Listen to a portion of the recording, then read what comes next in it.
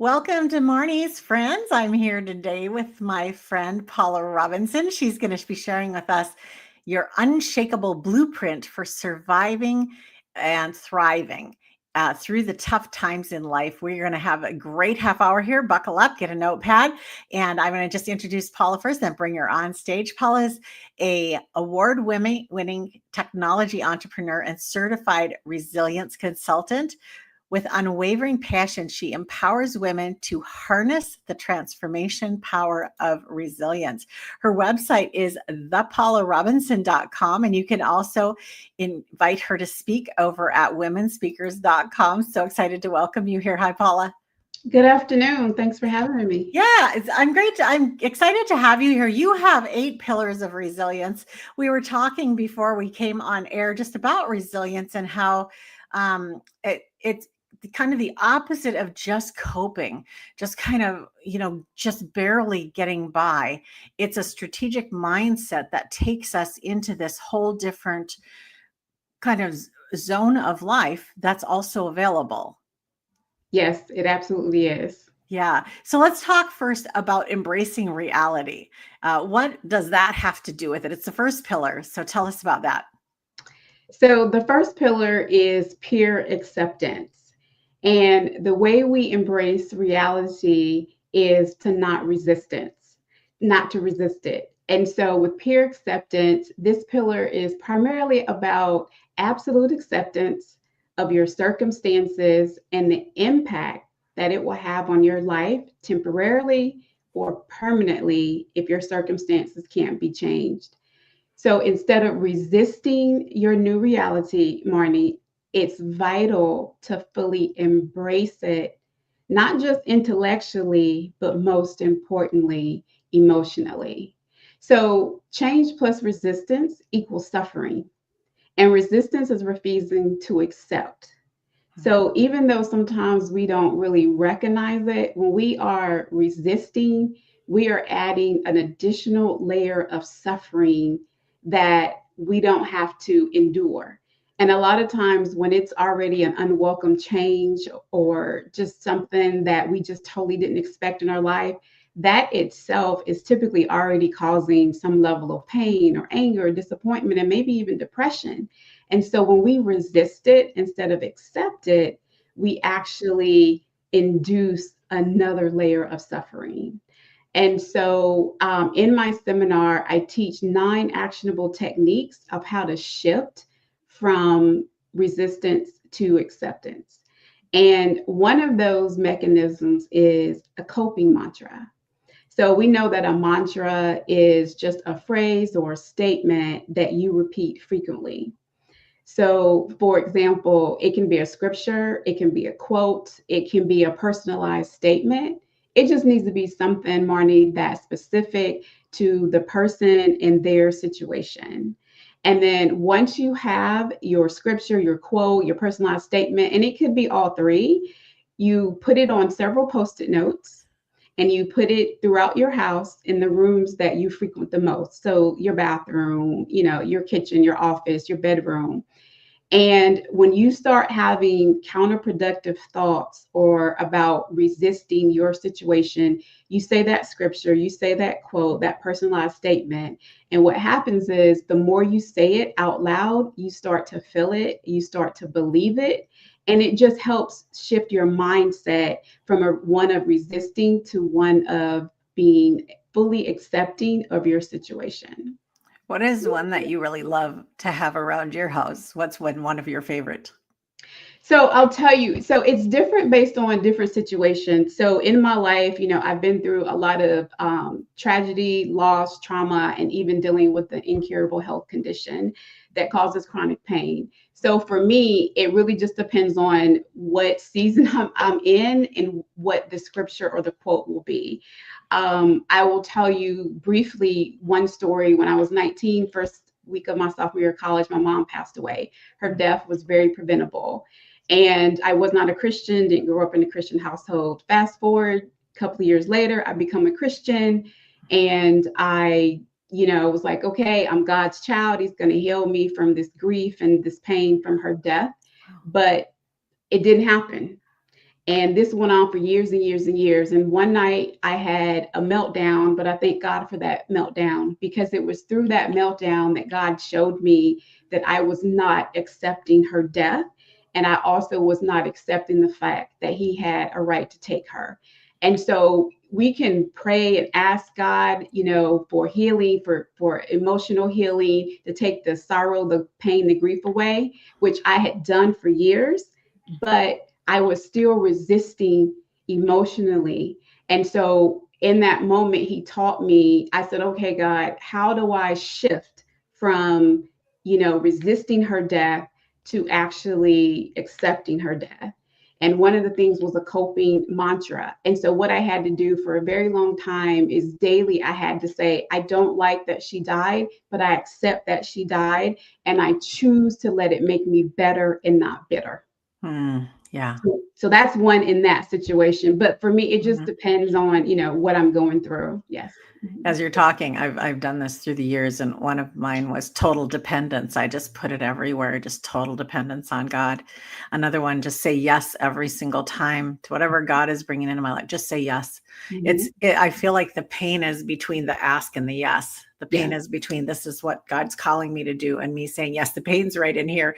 Once I get to the yes, it's not like it's perfectly easy after Mhm. that, but all the pain was before the yes, when I was trying to decide whether I would agree with God or not.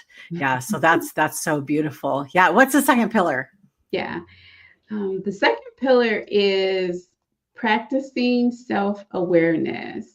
So, in order to tune into our thoughts and understand our emotional triggers and our blind spots, we have to do something called practicing self-awareness. And self-awareness, Marnie, is simply our ability to observe our thoughts and feelings and how they influence our behaviors. So, what am I feeling? What am I thinking? What am I doing? And typically, what we're doing is a byproduct of what we're feeling and what we're thinking. And then self awareness also involves just having a very clear perception of our personalities, our strengths, our weaknesses, thoughts, motivations, and beliefs, and not only how they affect us, but how they affect the people around us. And so when we intentionally try to understand the root of why we behave the way we behave, why we respond to certain things, then we are digging deep and trying to understand our emotional landscape. And when we understand our emotional landscape, what that does is it allows us to see the patterns that hold us back, but also the strengths that propel us forward. And so, one thing I wanted to share is that even the American Academy of Family Physicians stated that self awareness strengthens our resilience by allowing us to be aware of internal signals, be insightful of our own strengths and weaknesses, and identify areas where our perception might be biased, limited, and leading to blind spots. And so, for this pillar in my seminar, we explored 10 benefits of self awareness. And so, one benefit is it facilitates positive and productive decision making. But we also peel the layers back and we look at what are some signs that we ourselves may lack self awareness. Because sometimes, if you lack self awareness, unless someone has been brave enough to address it with you, Right. you may not know. And so we look at 8 signs that you may lack self-awareness. And one sign is that I think we all probably have experienced from someone is a hurtful or negative comment without that person even realizing it. They didn't intentionally mean to say anything hurtful or negative, but they didn't even realize it was because they lacked self-awareness. And then we talk about 4 actionable techniques to cultivate and enhance awareness and help you identify your blind spots. And the way we do that, Marnie, in the seminar is we teach this thing simply called ask. And so all you do is you select a few trusted friends, loved ones, mentors, colleagues, and you inform them that, hey, I am trying to improve my self-awareness. I'm honing in on my resilience. And I really want to understand, have we had any situations where you observed that I might have lacked self-awareness, or I could have had a better response? And you just let the person know, hey, this is a safe space. I need your honest feedback, not what you think I want to hear, but what you need to hear. So that's just one of the 4 techniques. And then we do something called candid answers. And basically, it's 13 questions. And when you can candidly and consistently answer these 13 questions, then you are utilizing some of the most common practices of self awareness. And so, one of the 13 questions is, can I identify what triggered my emotions and why I responded as I did? Hmm. And then one scripture that I really like for this pillar is Proverbs 4:23. It says, above all else, guard your heart, for everything you do flows from it. So this scripture illustrates the importance of being aware of our inner thoughts, our emotions, our motivations, because they do influence our actions and our decisions. I feel like this one takes a lot of courage Yes. because honestly, people are frequently telling us what we want to hear. They're just nodding when we're saying idiotic things. When we are not self-aware. And I remember years ago when I figured out that I could kind of look at somebody, and if I was saying something that didn't make sense, they would either their eyes would go sideways or their shoulder would, there was a micro tell that Mhm. I was saying something that was just off. And I learned to watch for those. But it takes a lot of courage to actually recognize how flawed we really are, like that we don't know very much total out of the whole universe of things, and that we have a lot of room to grow. And Mhm. so I just want to encourage you guys, this self-awareness piece is huge. It brings so much freedom with it Mhm. because God already knows it all. God knows every weakness that we have. And in Jesus, with his blood, he's already forgiven it all. So there's total safe space there. And what you want to do is you want to have a safe space inside your own self for you to be you. And then with others for you to be authentic in you. So, I mean, it's so beautiful. It's so beautiful. Okay. Just for time's sake, what is number 3 here? So number 3 is perspective. So we all know that facing stress, adversity, disappointment in life is certain, right? Yeah. But the way we respond and navigate through it is not. We can let it destroy us or strengthen us. It's always our choice. So resilient people tend to have a growth mindset perspective. So even in the most dire situations of loss, trauma, disappointment, they know that those are opportunities for growth and for strength and for increasing their faith. And Mhm. so perspective is a powerful tool because it's literally our mental view of something.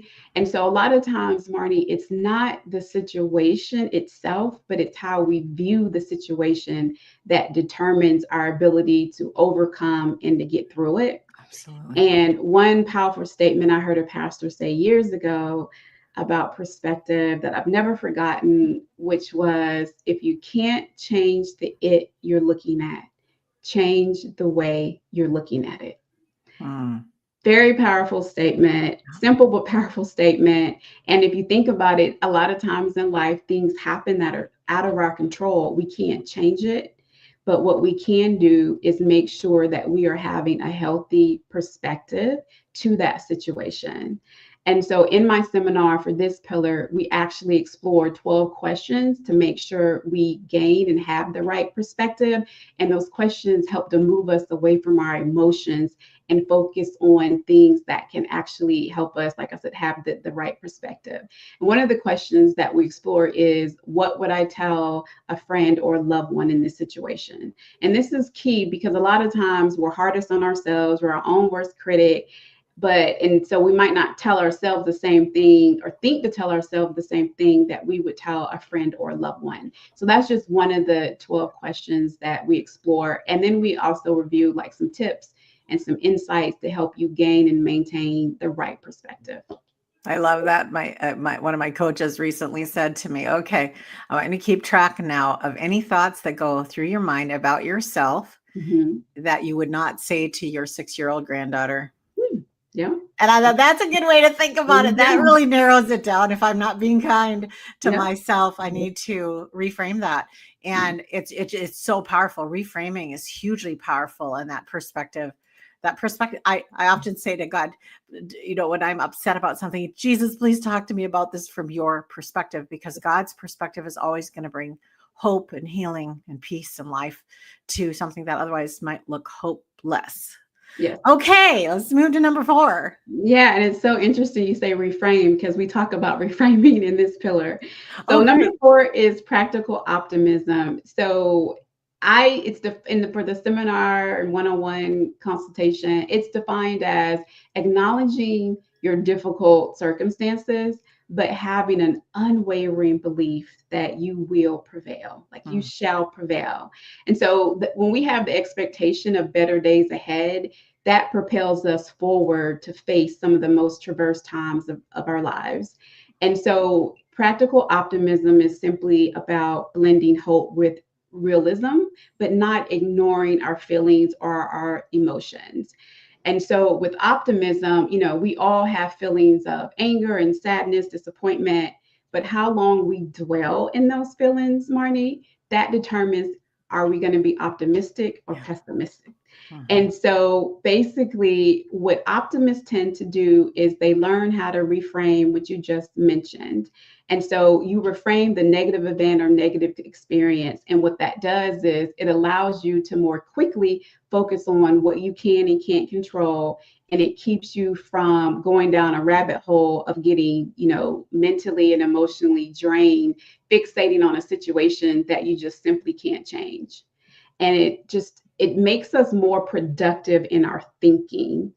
And so basically a couple of examples are, this happened, what can I learn from it? What actionable steps can I take? Versus, and I'm sure we've all heard when someone say, why did this happen to me? Everything bad happens to me and my life is over. There's a distinct difference, right, from the first example to the second one. And so for this one, in my seminar, we actually explore how to reframe challenges, which always opens door to growth and more wisdom, and definitely increasing our faith in God, especially when we're facing times of adversity. And so another example is, instead of saying this is unfair, you can say this is shaping my character and gives me an opportunity to grow and increase in my faith. And then lastly, for this pillar, we explore 13 characteristics of optimists. And then you take a self-assessment to see, are you already an optimist? Because maybe you are. And so maybe this is an area of resilience that you don't need to focus on, or maybe you just need to enhance it a little bit. And so this is the 4th pillar. And the 5th one, I'm sorry, did you have a comment? Yeah, go ahead. No, you're okay. Yeah, okay. Go ahead to the 5th. Yeah. Yeah. So the 5th one is perseverance. So when we choose to continuously make a concerted effort to keep going despite loss, failure, opposition, disappointment, we choose to persevere. So the cornerstone of resiliency is simply refusing to give up and having the tenacity and patient effort to keep moving forward, especially when the road is long and hard. And so the thing about perseverance and resilience is there's a reciprocal relationship. So perseverance leads to resilience, and resilience results in more perseverance. So if you think about it like this, resilience is what allows us to bounce back and keep getting up again and again and again. Perseverance is what allows us to keep moving forward every single time that we have to bounce back and get up. And so people that know how to persevere, they can productively face and address challenges even when there's no finish line in sight. And so I just to share a very brief personal story about this. About 8 years ago, I was diagnosed with an incurable condition that causes chronic pain. To make matters worse, I am allergic to the class of drugs that would mitigate the pain and manage the pain. And so it got to the point where, and I was in pain for about 2 years, went to 4 different doctors, and it got to the point where I was going to have to take a medical sabbatical from work. And it also got to the point where I just said, God, you know what? If I have to live like this, I don't want to live anymore. I said, I want to live, but not if I have to live like this. And so I was led to find another doctor. So this fourth doctor offered me a surgery, and he said it won't reverse the damage, but it should, relieve you of some of the pain. And so I did the surgery, and for 18 months, I had no pain. And then the pain came back.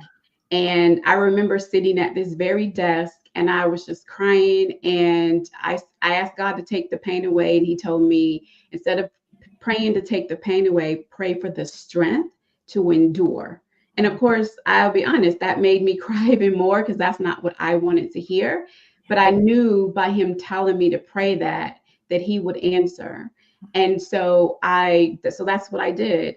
And basically, through his grace, which we know is sufficient for thee, then I went another 3 years of just dealing with the pain.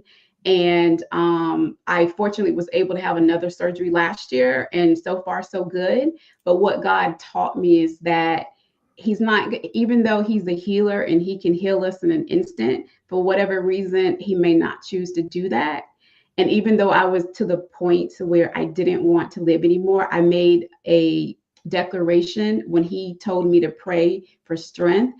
I made a declaration in that moment that I would persevere and that I would keep going. And so going back to pillar number 1, where I talked about the mantra, and you asked about, some of my mantras. So in this situation, a lot of times, Marnie, when the pain was so severe and I'm on and off opioids for 5 or 6 years, I would just have to say to myself, just keep going, just keep going. Like, that was my mantra before I had this last surgery, the second surgery, January of 2024. So perseverance is really just simply about not giving up. And it definitely has a reciprocal relationship with resilience. I always say God does not send evil. The illnesses and the sicknesses and death and all that we experience here comes from the enemy. But boy, God sure brings good out of it when we yield it to him. I just think of all the work that you've done to understand and now train resilience to people. And a lot of that comes out of the fire that you've walked through. A lot of that beauty was just refined there, where you learn to trust God in a different way and have this tenacity to just keep going no matter how hard it is. So I see the beauty in you, and I see God's love shining through you to those who are listening, who are in a similar situation where it's just really tough to keep going at all. And just, I always say, like Peter walking on the water, eyes off the waves and onto Jesus. And that's where our hope is found, right? Okay, what is pillar number 6? So pillar number 6 is purpose. So Mark Twain once quoted that the 2 most important days in your life are the day you were born and the day you find out why. And so with purpose anchors us to something greater than ourselves. And when we understand our purpose, we find deeper meaning in our experiences, especially the negative experiences of life. And so when we find that deeper meaning, what it does is it gives us the power to transform life's darkest moments into just profound opportunities of growth and service. And some people know their purpose, some people don't, but you can harness your sense of purpose from a myriad of places. It can be your faith, your culture, your career, career involvement, and it also can be politics. And so purpose basically helps to build resilience because it creates meaning, provides direction, and it influences our behavior. And so one study actually found that people with a greater sense of purpose exhibited better emotional recovery following a negative experience. And so this isn't surprising, right? Because when you know your North Star, when you know your why, your purpose, you have a very clear idea of what God created you to do. So you're more than likely to stay the course when life gets tough. You're talking here, and I'm just thinking so many thoughts. I love mission and vision work for this purpose, because I think, what I firmly believe is that when God strung together your 3 billion base pairs of DNA, he did it in a particular way. that Mhm. you're not just a random person in a random time on planet Earth doing random things, but in fact, God has a specific purpose and calling on your life. And the sooner that you get in alignment with what He's created you to do, the more joyful your life will be. And if Amen. you're trying to be like somebody else and do everything like somebody else, it's just going to be frustrating.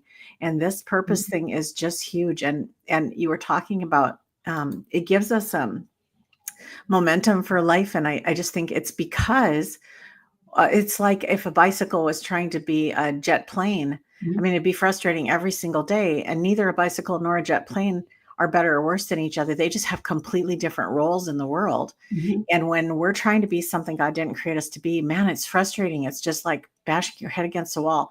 But once you're on track with your purpose, your God-given purpose, Yeah. man, things just change and things become, it's not without work, but all of that, I always say God does the heavy lifting.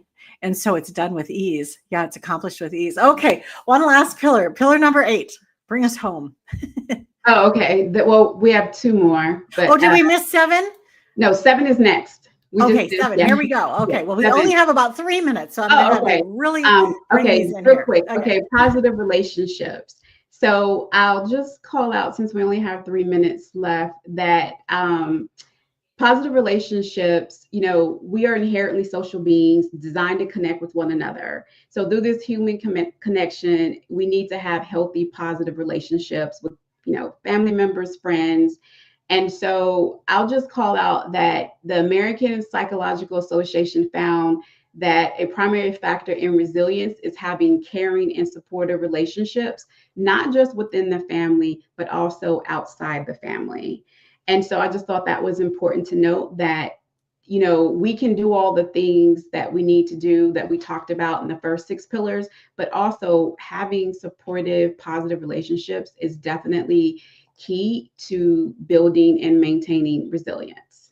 And then Awesome. the last pillar is your personal resilience plan.